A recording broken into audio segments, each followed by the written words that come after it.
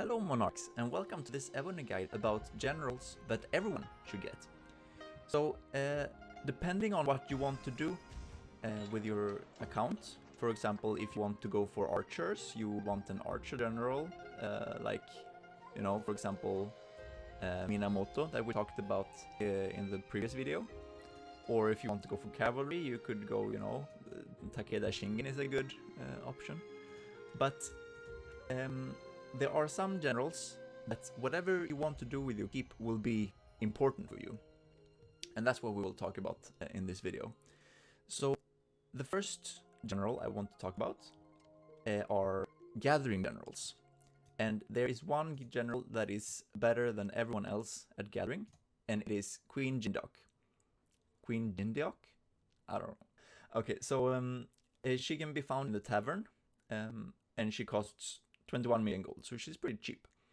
And what she does is that she gives, when she's gathering, she gives extra resources, 40% from world map resource spots and 20% from alliance resource spots, which is, you know, it's exactly what you need. You can put gathering books on her to get her quicker gathering. Let's see if I can show my own here. So here's mine. She has some gear for, you know, lumber gathering 15% and stuff like this. It's not optimized yet, but it's always nice to have a little bit faster. Here are my books. I got food gathering, lumber gathering, and stone gathering. You can only have 3 books, so you can, you know, choose which 3 resources that you want to gather the most. And when it comes to cultivating your gathering generals, this is true for all of them, for every gathering general. You only need politics. You see? So my politics cultivation is really, really high. It's maxed, actually. And the other ones are really low. And the way you do this, when you do with gems, is that you just check this box, politics increase, and take off the total increase.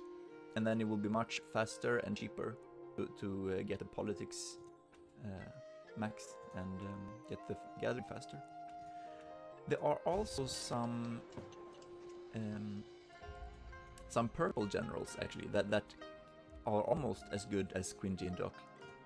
For example, this one, he brings you 30% extra food, but also increases food gathering speed. So when it comes to only food, this guy is actually he's pretty much just as good as Queen Jindok. He's actually a little bit more expensive, but that doesn't really matter. So if you need a lot of food, you can get this guy as well. But mostly you want Queen Jindok, you know? Get 5 of them, because if you have 5 marches, you can gather with 5 Jindoks and you will get resources really quickly. Okay, let's have a look. Okay, so there are some generals that looks like gathering generals. For example, Attila. He gives troop load, and you think, okay, that's good for gathering, right? Same thing with, wait, where is he? Here, Amir Timur, also troop load. And you think, okay, that's good for gathering, but their politics is actually pretty low, which makes them pretty slow at gathering. And the troop load is mostly for plundering, when you want to attack weaker players and take the resources. Then these generals are really, really good. But actually not that good for gathering. But if you don't have any other gathering generals, you might as well use them, right? Okay, so the next type of general you need is generals to send to rallies for double drop, for example. And I think almost everyone will get a Cleopatra from the puzzles. And she gives 20% double drop chance, which is really good. You should definitely send her to your alliance members rallies.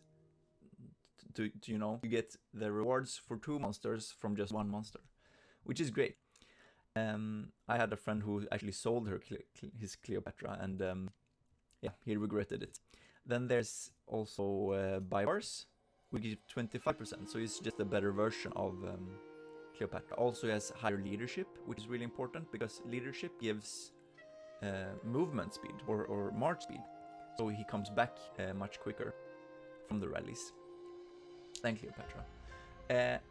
But actually, my favorite general to send to rallies is this guy, Nathaniel Green, because he reduces the stamina cost. If you just have the generals, then Baibars would be my preferred general, but when you can get the skill book on Nathaniel Green, the luck skill book, let me show you here, it gives 18%. So you get 18% double drop rates, plus you get 25% lower stamina costs. And when you have this, I think it outweighs the extra 7% drop chance of the Baibars. But as I said, if you don't have any skill books on, then Baibars is much better. Baibars is also better as a secondary rally runner if you want to kill monsters with him, because you can have...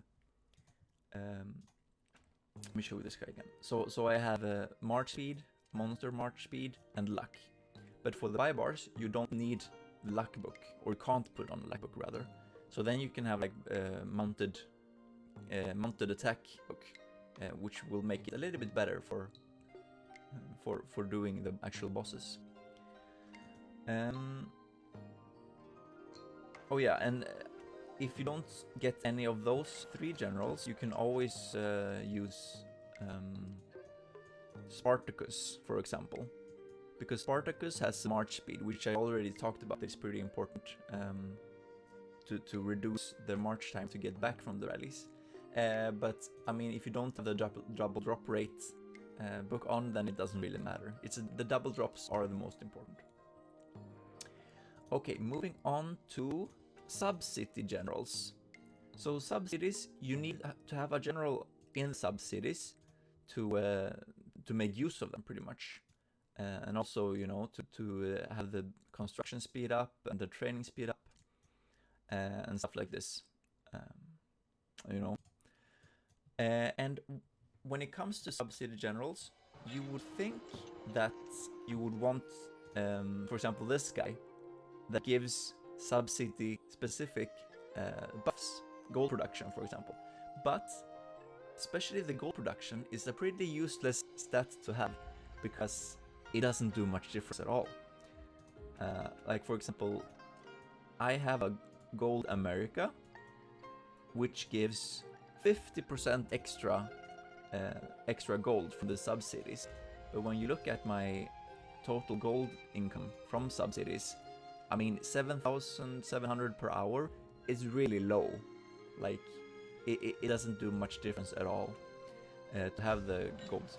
And the same for you know, construction speed. Like it doesn't really do much difference. So the generals you mainly want in the subcities are generals with debuffs, because this helps a lot when it comes to PvP. Because regular buffs in no, not this one. In subcities, for example, I have Minamoto here because I don't use him.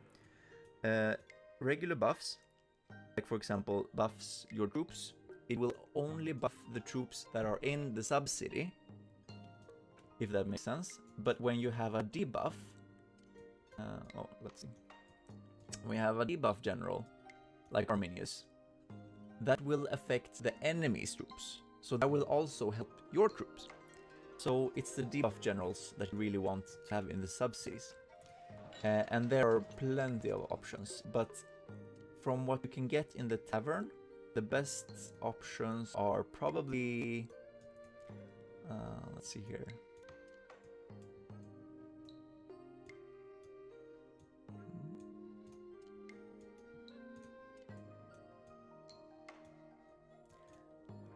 This one, for example, Empress Dowager Sichi, or something, how you pronounce it, reduces enemy troop defense by 15%. That's already a 60% debuff, and another 15% for the ground troops defense, which is amazing.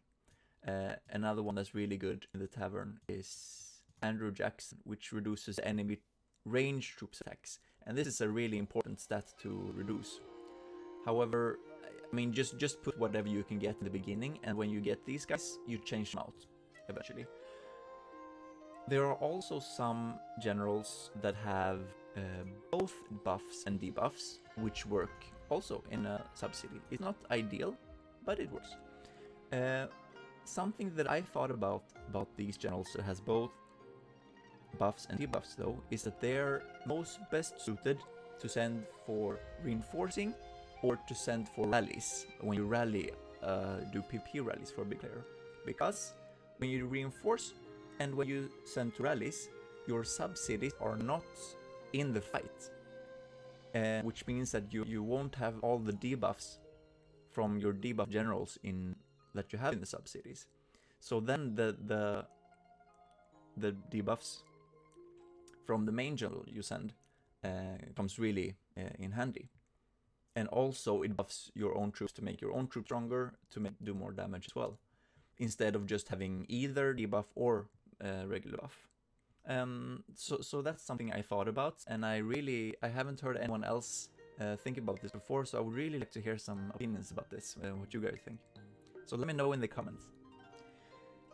Okay, that was pretty much what the most important things I wanted to talk about, and other than that, other generals that are good for everyone is duty generals. For example, Menshikov, this guy you get the first time you spend money on the game. So he's really good to get because it reduces construction speed, which is really nice. And there are plenty of other generals that are specific for duty generals as well. For example, this guy in the stable, and yeah, you know, just have a look when you get them and make sure to not sell them, because they will be really good to have. And there's one more general I want to talk about, and it is Shajar al-Dur or something. So this is a wall general that you put on your wall when you're not fighting, because she's really weak. Her stats are they're meh, and her skill is just a food production skill to help you with the resources, and also protect your troop upkeep by 200%, which is really, really nice. This is a stat I really like, because if you check here in the warehouse, food protected from troop upkeep. So 7.4 million plus 29 million. So that's like a bit over 35 million food. And when I have the food under that level, for example, now I have 7.5 million, my troop won't eat the food. You see the food stays still. But when I take her off the wall, see? Oh, now I put it back on again.